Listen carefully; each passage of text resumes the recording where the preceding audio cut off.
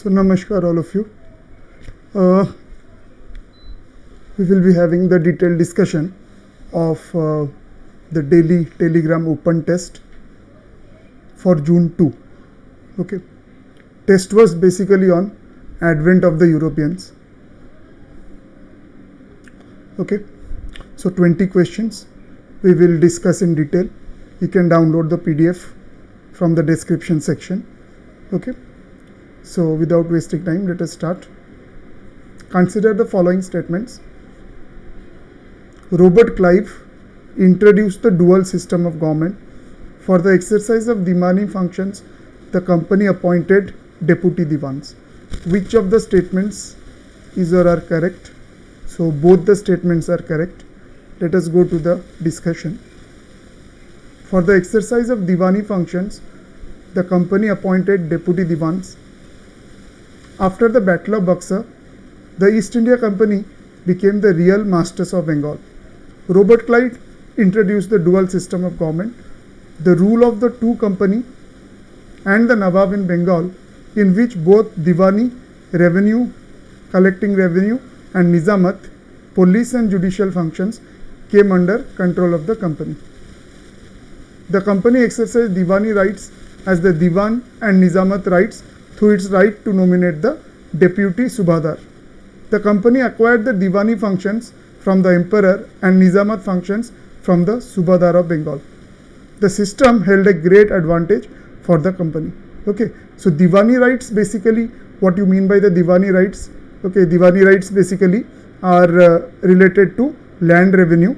Okay, particular land सेटा को किसमर से जो जिनसोड़ा से मैंने डिटरमाइन करते ओके इनिशियली क्रिमिनल जस्टिसटा सेटा निजाम को दे देते but later on because of lot of problems okay that was taken away from the Nizam as well okay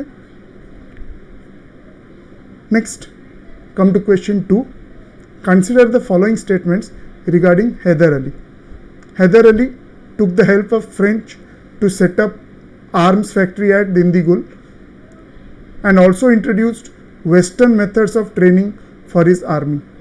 Hyder Ali became the de facto ruler of Mysore in 1710. Which of the statements is or are correct? So only one. Hyder Ali became the de facto ruler of Mysore in 1761. Okay, so it's given 1710, right? Hence statement 2 is incorrect. Hyder Ali fulfilled that need and usurped the royal authority by becoming the de facto ruler of Mysore in 1761. Okay, so hence statement 1 is correct, right? Now coming to question 3, Treaty of Bassein. Under the treaty, the Peshwa agreed to surrender the city of Gujarat, to give up all claims for Chauth on the Nizam's dominions, to accept the company's arbitration in all differences between him and the Nizam or the Gaikwad, not to keep in his employment Europeans of any nation at war with the English. So out of these 4 statements, which of the following are correct? So all of these are correct. So what were the conditions of the Treaty of Bassein? So under the treaty, the Peshwa agreed to receive from the company a native infantry consisting of not less than 6,000 troops, with the usual proportion of field artillery and European artillerymen attached to permanent stations in his territory, to cede the company territories yielding an income of around 26 lakhs, to surrender the city of Surat, to give up all claims for Chauth on Nizam's dominion. Okay, that is a tax, right? To accept the company's arbitration in all differences between him and Nizam or the Gaikwad. You know what is arbitration? Means if there is a dispute, whatever the company decides, that will be accepted by them. Not to keep in his employment European of any nation at war with the English, to subject his relations with other states to the control of the English. So these were the conditions of the Treaty of Bassein. Next, coming to question number 4. Which among the following were the causes for the defeat of Marathas against the English. Inept leadership, defective nature of the state, loose political setup, inferior military system, unstable economic policy. So which of the following options are correct? So all of these are correct. Okay.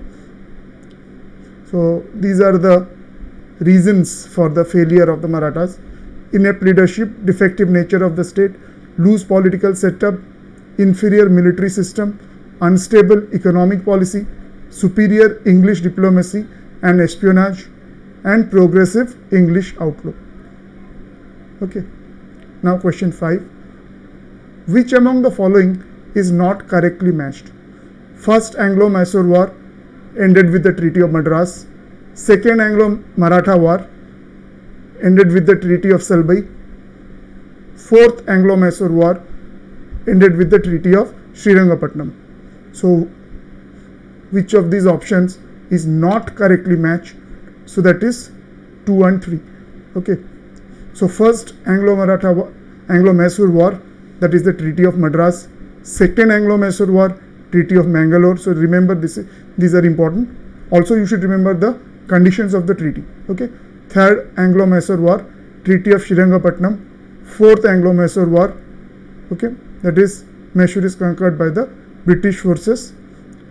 Then Anglo-Maratha, the first Anglo-Maratha War, that is Treaty of Surat, and later on the Treaty of Purandar and Treaty of Salbai. Second Anglo-Maratha War, Treaty of Bassein. Third Anglo-Maratha War. Okay. So now coming to question number 6. Treaty of Gandamak is associated with which of the following wars? So that is the second Anglo-Afghan War. The second Anglo-Afghan War, Lord Lytton made an offer of a favorable treaty to Sher Ali, but the Amir wanted friendship with both his powerful neighbors. Sher Shah fled in face of British invasion, and the Treaty of Gandamak, which was in May 1879, it was signed with Yaqub Khan, who was the elder son of Sher Ali.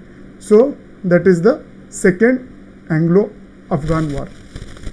Next question 7.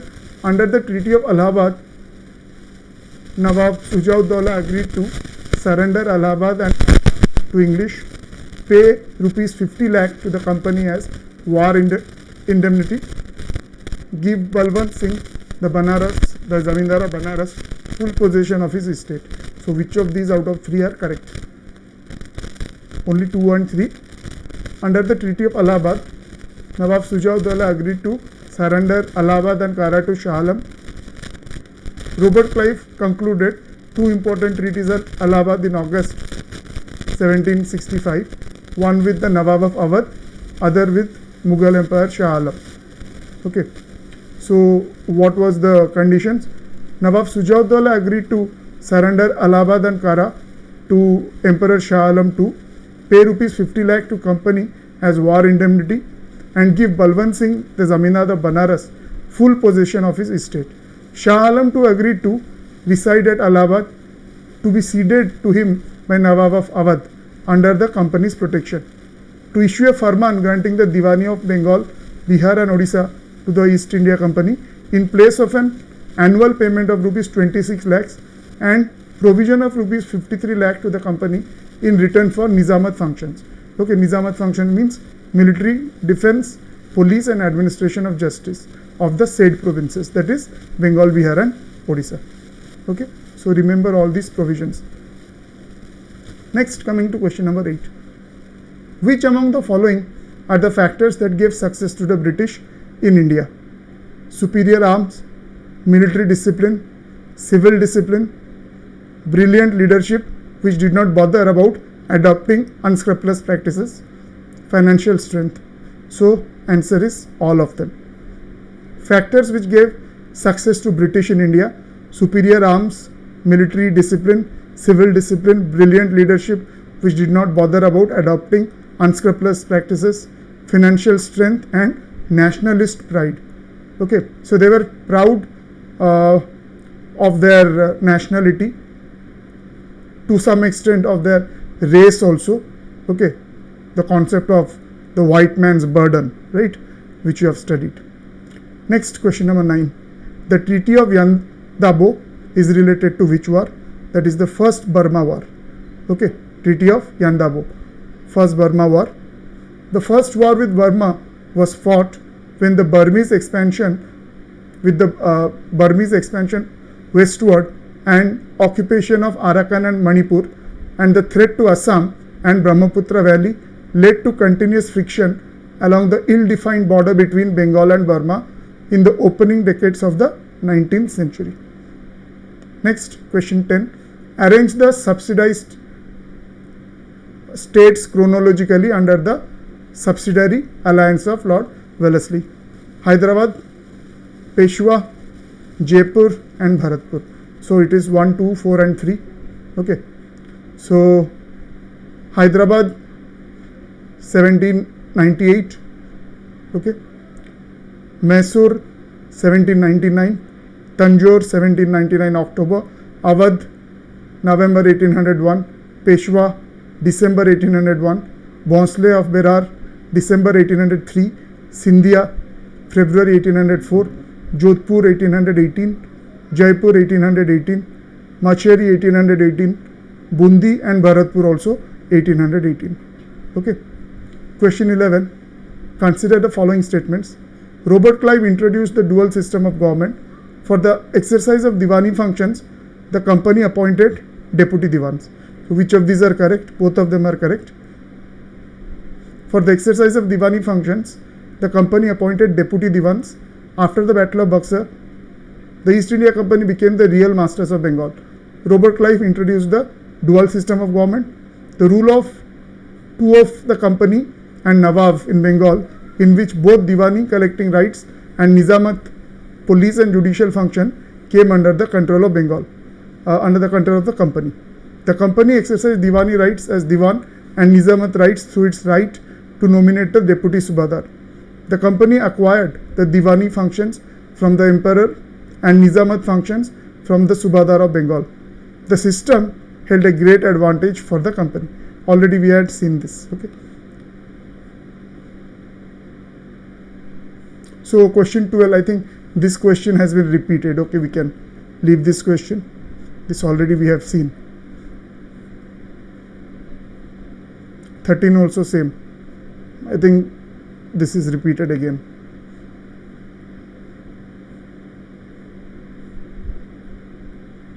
Yeah, I think this 10 questions, 11 to 20, again it has been repeated. Yeah, all of this has been repeated. So anyway, you can just download. So basically there are 10 questions, not 20 questions. Okay. You can go through the detailed answers. Yeah, this is repeated. 10 questions has been repeated again.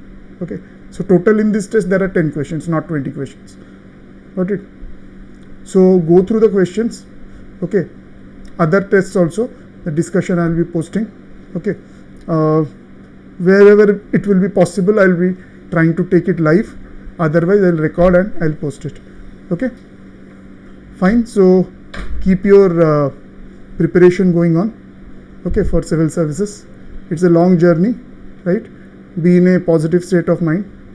Any doubts, any help you require, you can WhatsApp me at 9437002210. If you want to talk with the office related to new batches and all, the scroll numbers are given. You can call them. Next new batch we are starting on 10th of June. Okay, online batches now. I don't think offline batches will start before November.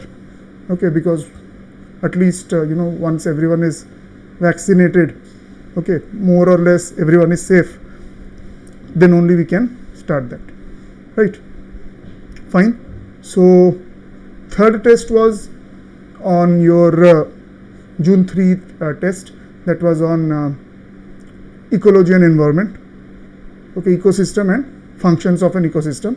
That tomorrow I'll be posting the detailed discussion video. Okay. Thank you all. Namaskar.